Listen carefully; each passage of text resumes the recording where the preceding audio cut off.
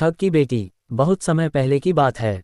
एक बड़े जंगल के पास एक छोटा सा गांव बसा था। उस गांव के बाहर एक कुटिया में एक ठग अपनी बेटी के साथ रहता था। लोग उससे डरते थे क्योंकि वो राह चलते मुसाफिरों को लूट लेता था। पर उसकी बेटी रूपा सबके लिए एक रहस्य थी। रूपा बचपन से ही बहुत चतुर, समझदार और संवेदनशील थी। उसकी माँ बचपन में ही चल बसी थी और पिता ने ही उसे पाला। रूपा को पढ़ने लिखने का बहुत शौक था, पर गांव में कोई स्कूल नहीं था। इसलिए वह जंगल से पत्तों पर लिखती, मिट्टी से चित्र बनाती और प्रकृति से सीखती थी। एक दिन ठग को पकड़ने के लिए राजा के सिपाही गांव आए। उन्होंने जाल बिछाया और ठग को रंगे हाथों पकड़ लिया।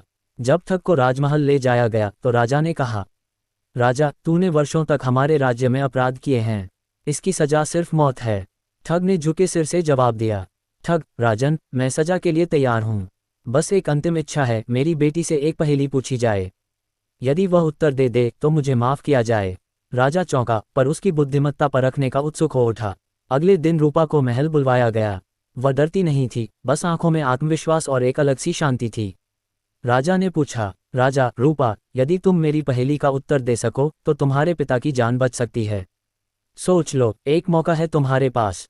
रूपा निडर होकर, मैं तैयार हूँ राजन।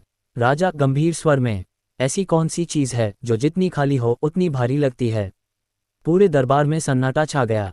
रूपा ने आंखें बंद की, कुछ पल सोचा और फिर कहा, दिल, राजन। जब यह उम्मीदों और भावनाओं से खाली होता है तब ये सबसे भारी हो जाता है।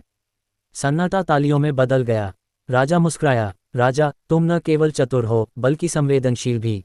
तुम्हारे जैसे लोग ही इस राज्य को रोशनी दे सकते हैं।